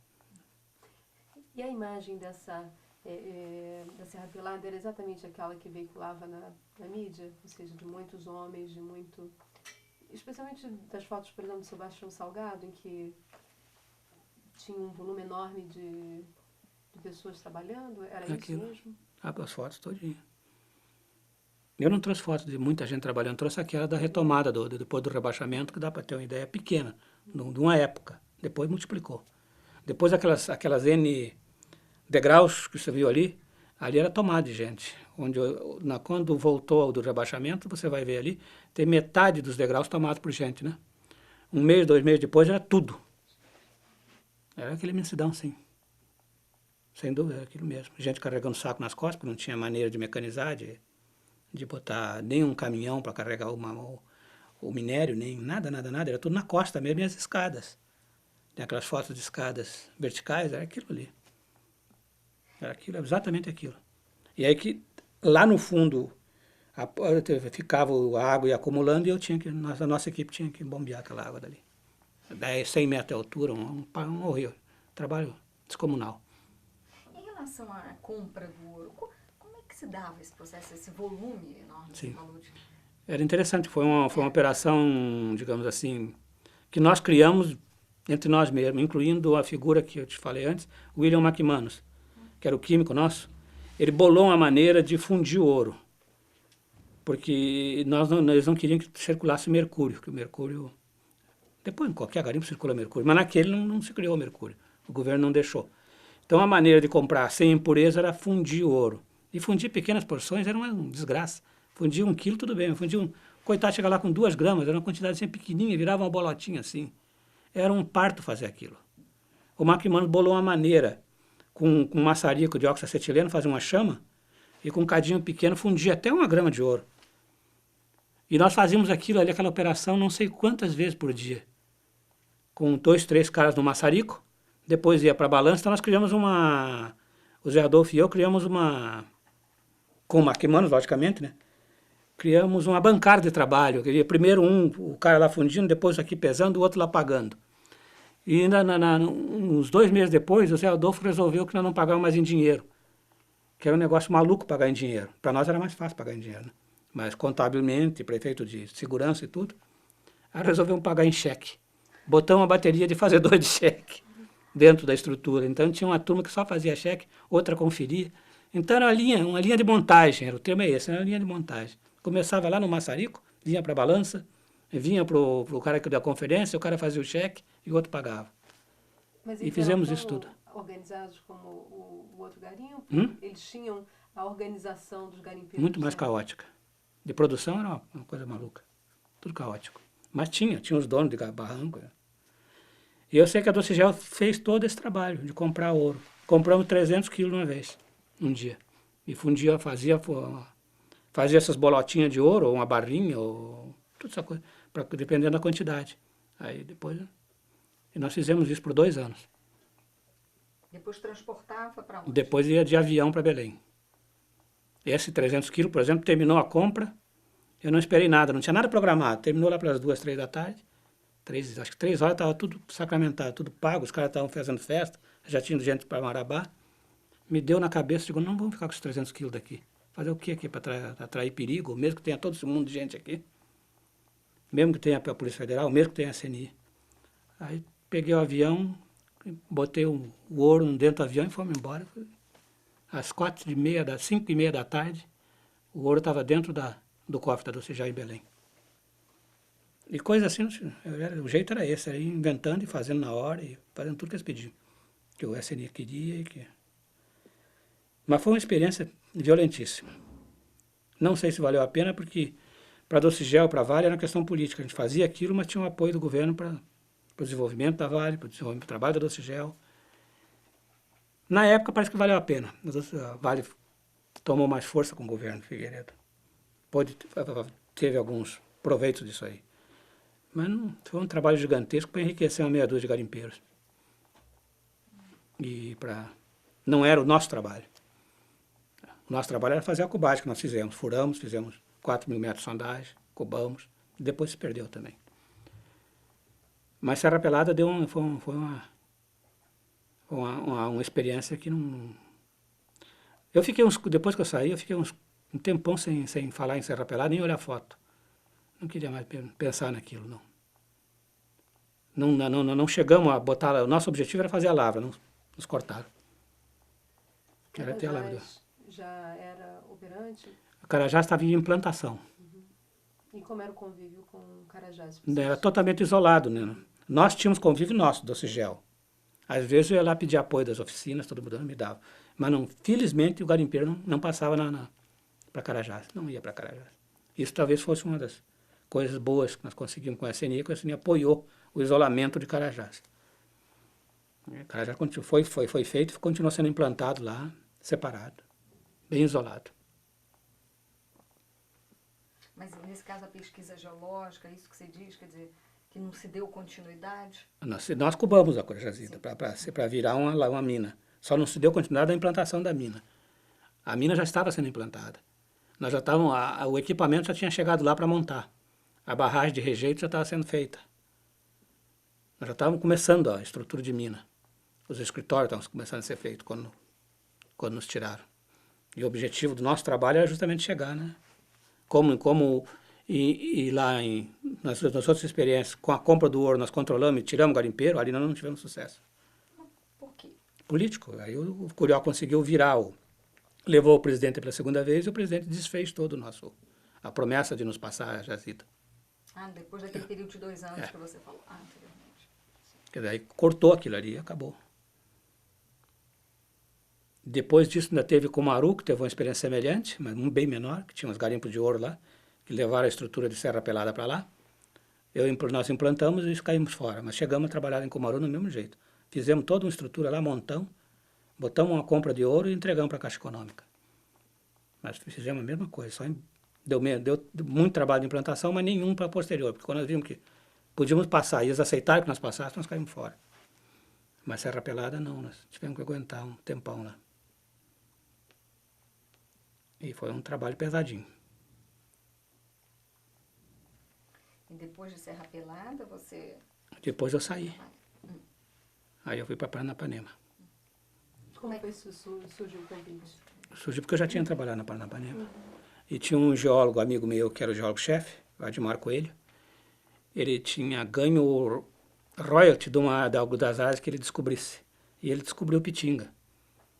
Então, com o royalty, ele achou e com justa razão, que estava feito, não precisava mais nada. Mas se bem que o doutor tiraram metade do royalty dele, mas mesmo assim ficou bem. E ele me convidou para ir para lá, que depois ele sairia e eu ficaria no lugar dele. Então, fiquei um tempo em Belém, depois fui para São Paulo. Eu entrei também para duas coisas, para substituir ele ao longo do tempo, que o doutor Otávio, o dono, me conhecia, já tinha trabalhado na empresa, então ele me convidou com a indicação do dono. O dono que indicou, aquele lá serve. Aí eu era amigo do Odmar, me trouxe. E também porque eles tinham descoberto uma importante ocorrência de casterita em Pitinga, e tinha que fazer um trabalho que não era o trabalho com... Eles estavam treinados em trabalho aluvionar e descobriram uma ocorrência primária. Então eu fui com as duas missões. Fazer a cubagem do primário que eles tinham descoberto, que era muito grande, era o maior depósito de estanho do mundo, até hoje ainda é, apesar de 20 anos de lavra. E depois substituiu o Admar em São Paulo, ficar de geólogo-chefe do Grupo Paranapanema. Então fiz isso. Já fui direto para o Pitinga, morando em Belém. Tinha outras áreas de pesquisa, mas essencialmente o Pitinga. Espalhei geólogo pela Amazônia toda, mas o trabalho essencial foi Pitinga. Fizemos a pesquisa, entregamos o relatório para o DNPM, foi-se implantada a lavra do depósito primário, e aí eu fui para São Paulo, chefiar o grupo de São Paulo. E aí trabalhei muito em ouro, estanho,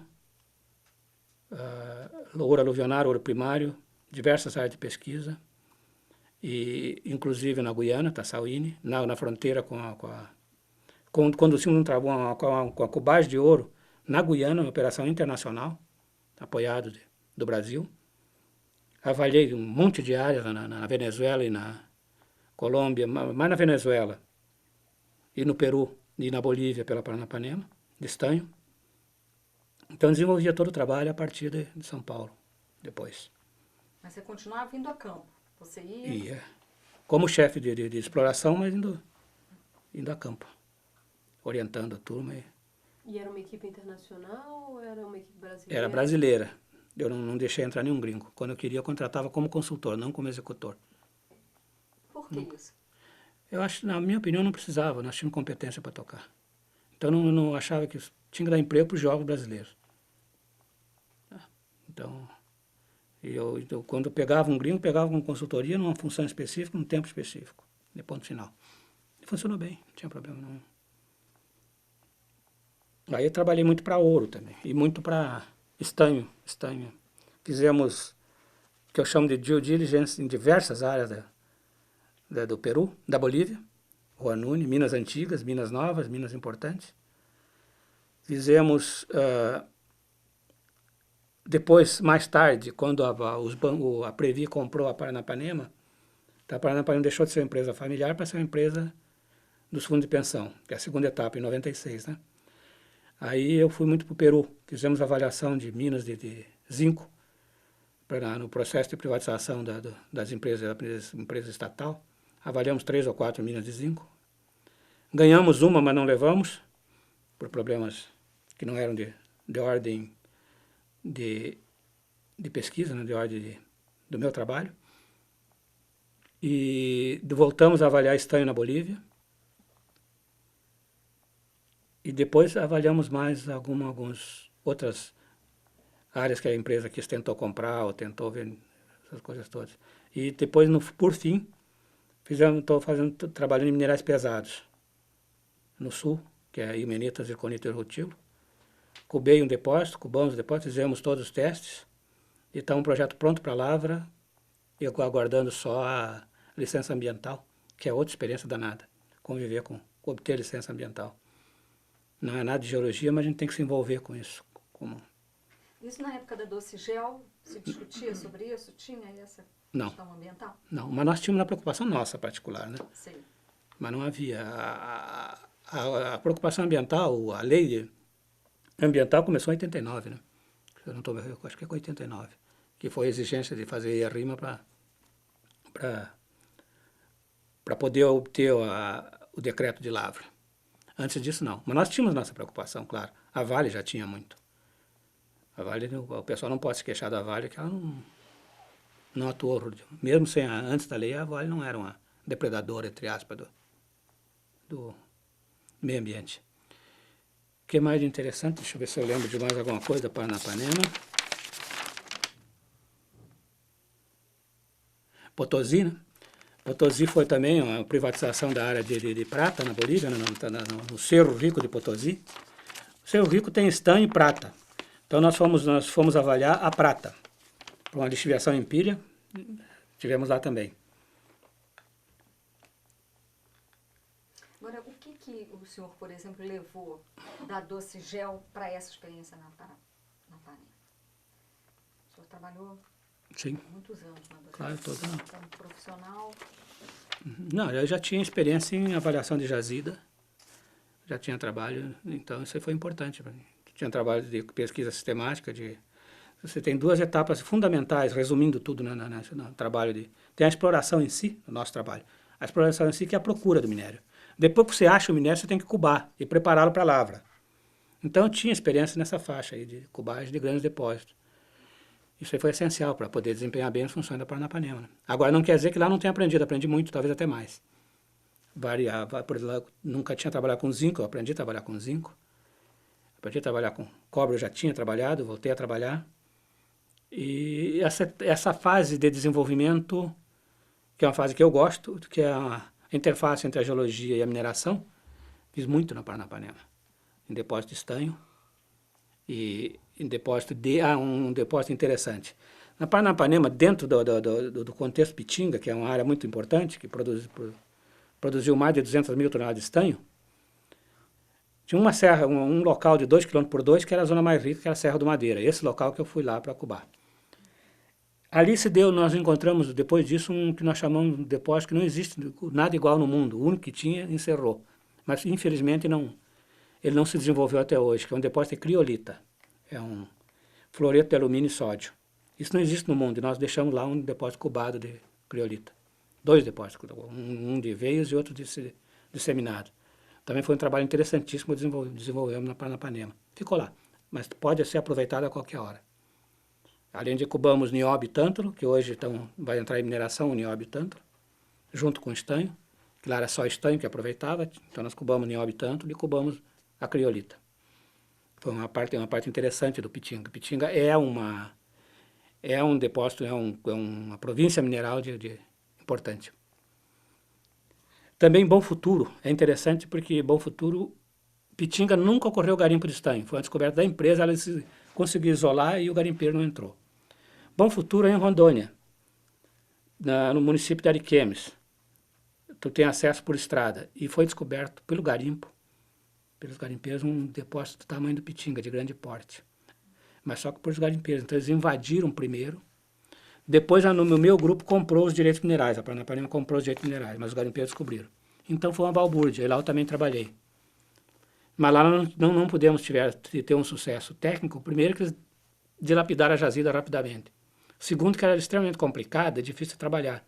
E nós precisávamos ter um tempo para poder fazer essa pesquisa, sem garimpeiro, sem nada. E era o que tinha o Pitinga de geologicamente simples, lá era totalmente complicado. Então, lá nós tivemos mais experiência de convívio com a massa garimpeira e fizemos alguns trabalhos importantes, mas não tão importantes como no Pitinga. E nem com o êxito que tivemos no Pitinga. Mas lá eu vi de novo 20, 30 mil garimpeiros tipo Serra Pelada. Num mundo cão, muito pior que Serra Pelada. Lá morria gente sem controle. O geólogo que eu mandei lá a primeira vez, que não fui eu, mandei um geólogo, era um cara relativamente experiente e bem vivido. O rapaz se apavorou, não queria voltar lá. Porque no caminho ele encontrou 6, 7 cadáveres no caminho. E encontrou uma pessoa carregando um saco. O cara abriu, tinha 2 ou 3 caveiras. Então matavam gente naquela época, não tinha nenhuma condição do governo controlar. Era o governo do estado de Rondônia que tinha que controlar. Era um crime atrás do outro, uma loucura, uma disputa, uma prostituição, droga, tudo que vocês possam imaginar. Então o Bom Futuro foi uma experiência ruim nesse sentido. E hoje ainda está se esgotando, os garimpeiros ainda estão lavrando um pouquinho. Também na época, antes de Bom Futuro, eu vi outro garimpo interessante, que nós estávamos trabalhando na região do Madeira, para a ouro aluvionária, aqui da Paranapanema, no flat do rio Madeira, mas não no rio em si, que o rio é muito largo, é um mar, é o maior afluente do Amazonas. Do dia para a noite estoura um garimpo no leito, nas areias do leito do rio, leito que nós chamamos de leito ativo. Então aqui tem 3, 4 metros de areias no fundo do rio e os garimpeiros, com grandes equipamentos, sugavam aquela areia, para tirar ouro. Quando eu volto lá, fui lá visitar, um negócio, 2 ou 3 draguinhas que eles chamam, balsas que eles chamavam. 1 mês, 2 meses, voltei lá, uma imensidão de diversos, até iates no meio do rio, helicóptero no meio do rio, e o rio tem quilômetros de largura. Do outro lado da margem, a margem oposta, Bolívia.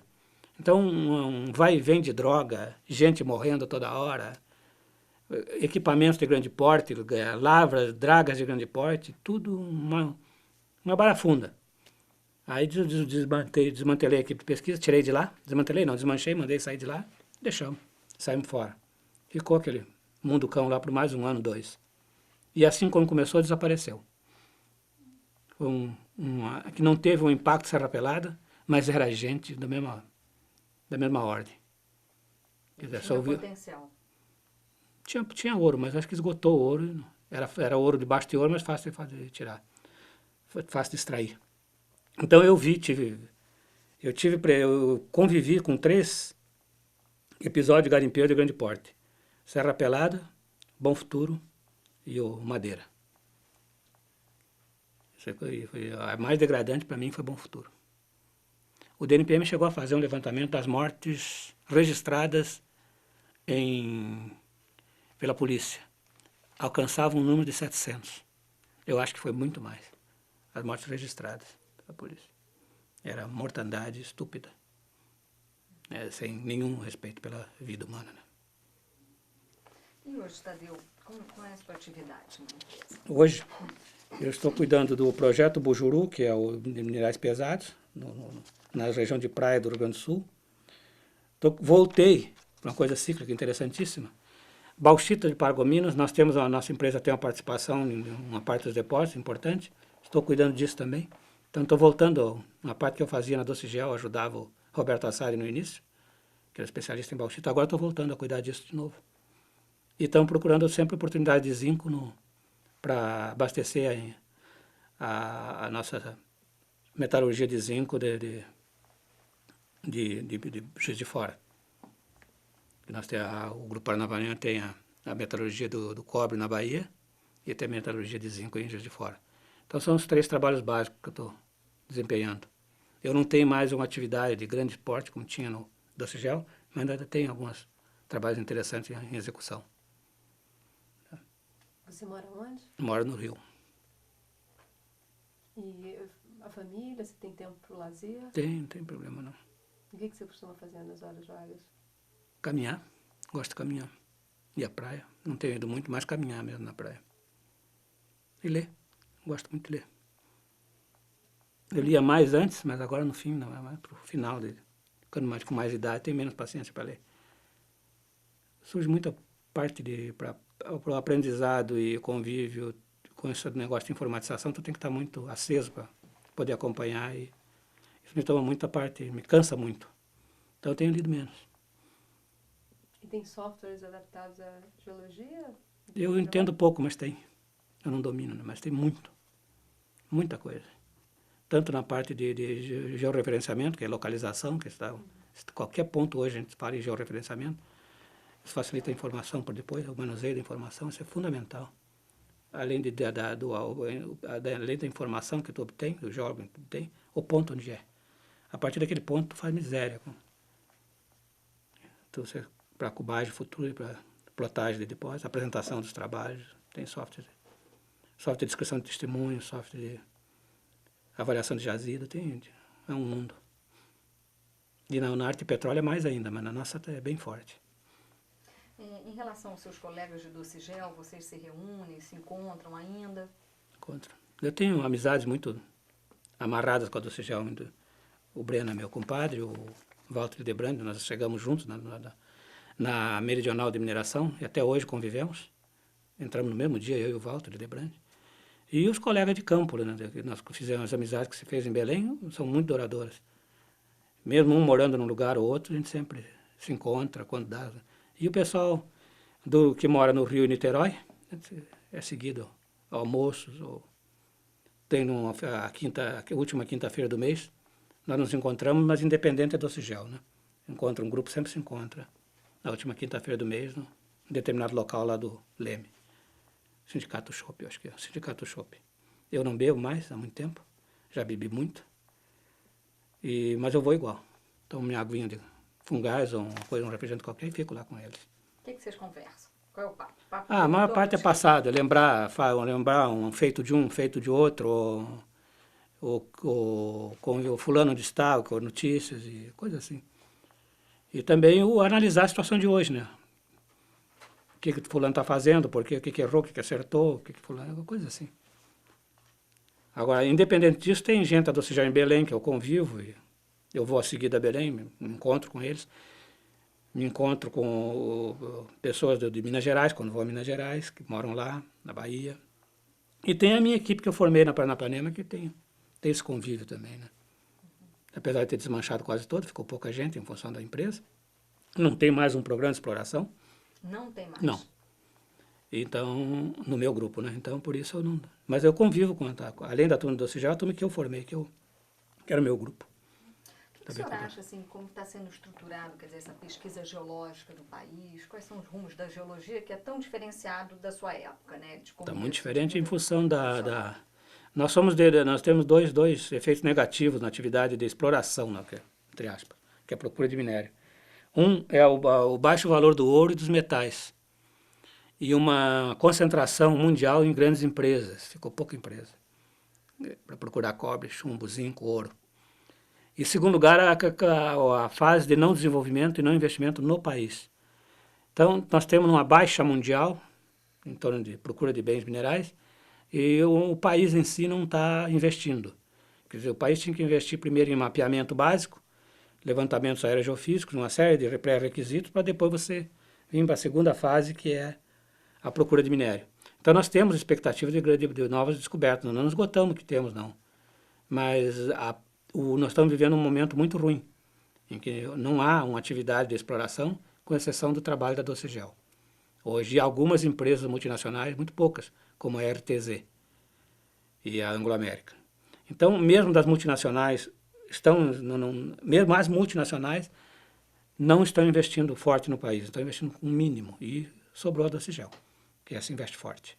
Então, para efeito de perspectiva de emprego de geólogo, ou desenvolvimento do setor mineral, nós não estamos num bom momento. A expectativa é ruim. Não, as equipes foram desfeitas, uma boa parte foi trabalhar no outro setor, assim, por aí vai. Nós não estamos num bom momento. Mesmo assim, é louvável a atividade da CVRD, isso é altamente louvável. Manter um programa de exploração como ela está mantendo é louvável e, melhor do que isso, tendo os resultados que tem, né? Ela está tendo agora os resultados de anos e anos de trabalho, tá? Que não pode parar. Por sorte, está numa época boa de obter resultado para manter a equipe e manter o investimento. A Vale tem uma nova frente de atuação agora, que é o cobre, né? Tem diversos depósitos de cobre em Carajás, todos em Carajás, que são frutos da política a longo prazo que ela traçou e executou e manteve. Não só como estatal, mas também agora como empresa privada. Então, a atividade, o resumo é isso aí. E qual a idade dos filhos? 24 e 29. A menina tem 29 e o meu filho tem 24. E o que eles... A minha filha é assistente social. E meu filho se formou na área de informática e está tentando arranjar colocação. Com muita dificuldade, também porque tem muita gente bem formada e com capacidade igual a ele, que fez dezenas de cursos de extensão, mas tem centenas igual a ele. E o mercado é restrito, muito restrito, por falta também aqui de desenvolvimento. Nós estamos numa fase para os filhos terrível, porque a gente formou os filhos. A minha filha, quando entregou o 100º currículo, parou de contar. Aí conseguiu um emprego de R$1.600, R$1.700 em São Paulo. Está trabalhando um ano e meio, 2 anos. Tá? Para vocês verem a dificuldade de uma geração capaz, bem formada, e nenhum dos dois é relapso, são extremamente responsáveis, mas a perspectiva não é boa. Isso aí sim, deve ser o que os meus filhos estão vivendo, acho que os filhos dos outros pais devem estar vivendo também. Em relação à sua geração, como é que você avalia isso? A sua geração era uma geração que tinha ofertas de emprego, de trabalho? Tinha oferta, tinha. Todo mundo tinha, não era só na minha área. Qualquer área, qualquer sujeito que se formasse, mesmo engenheiro, mesmo médico, sabe? Não vi problema, né? Como eu saí da casa do estudante, convivi com diversas, com gente de todo lado, não vi nenhum chorar, né? Falta de emprego. Todo mundo saía, se arrumava. Um ano depois voltava lá, estava todo mundo ajeitado. Tinha sua colocação, né? Hoje eu não vejo isso. Hoje não. Já há bastante tempo eu não vejo isso. Não me percebo disso. Tadeu, quais são os seus planos para o futuro? Não tenho. Não tem? Eu vou trabalhando enquanto tem. Não traço plano. E alguma coisa na sua trajetória de vida, assim, profissional, que se pudesse, você mudaria, alteraria? Como? Coisa? Alguma coisa na sua trajetória de vida, ou profissional, ou pessoal, que se você pudesse mudar, você mudaria? Ou... Que eu deixei de fazer? Ou isso também? Ah, com certeza, você algumas gostaria coisas. de ter feito e não fez? Eu gostaria de ter feito um curso de pós-graduação, não fiz. Na companhia, não era política definida da empresa, mas quem quisesse fazer, no meu caso, na posição que eu estava, com o prestígio que eu tinha, eu teria conseguido. Mas eu não quis fazer, não. Deixei passar o momento. Aí depois não deu. Isso aí eu me arrependo. Não me fez falta dentro da profissão. Isso eu tenho certeza, porque eu convivi com diversas pessoas que fizeram mestrado, em que eu ajudei, inclusive, em diversas pessoas que eu ajudei dando. Ajudei como mantendo-os como funcionário, ou ajudei no sentido de discutir tecnicamente ou cientificamente a sua tese, não vai por aqui, vai por ali, o que tu acha, o que tu não acha, propor ideias, isso eu fiz. E então eu fazer uma tese, eu tirava de letra, não vejo problema nenhum. O problema é que eu não fiz. Não fiz, não aproveitei a ocasião. Isso eu me arrependo. Quer dizer, hoje seria bom para mim.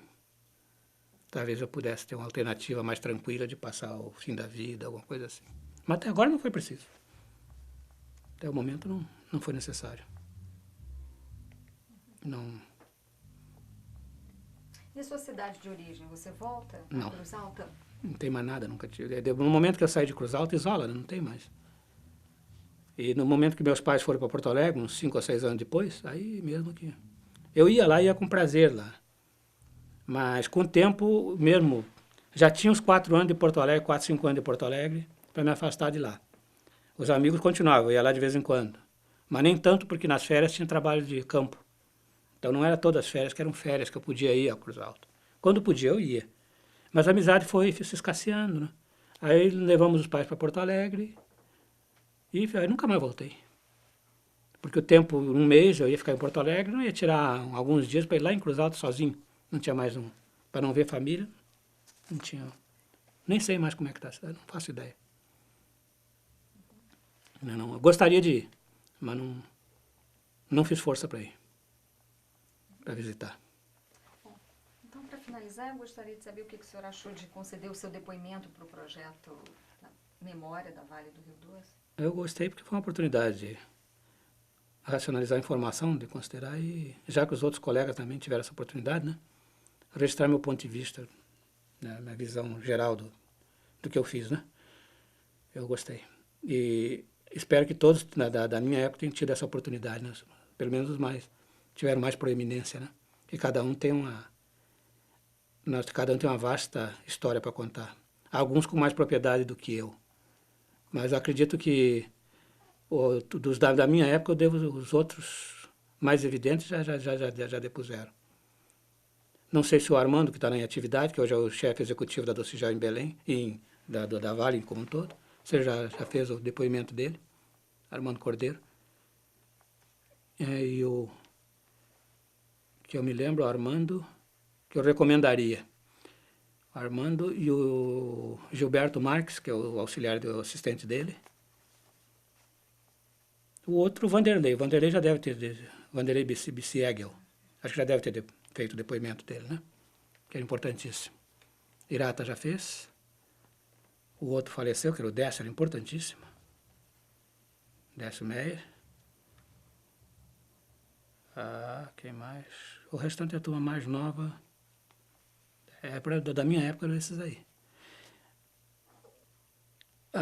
Aquela figura da fotografia, se não depois, eu não achei ele, o Marcos Albuquerque seria interessante também. É o terceiro da fotografia de Carajás, que nós estamos em 4. O Otávio já depois, o Breno, eu. Agora o Marcos eu não achei ele.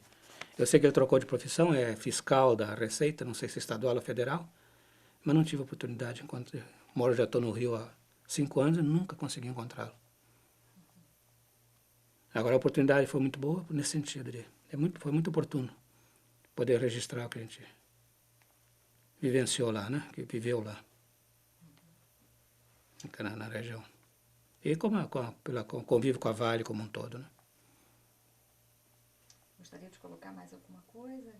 Não, acho que não.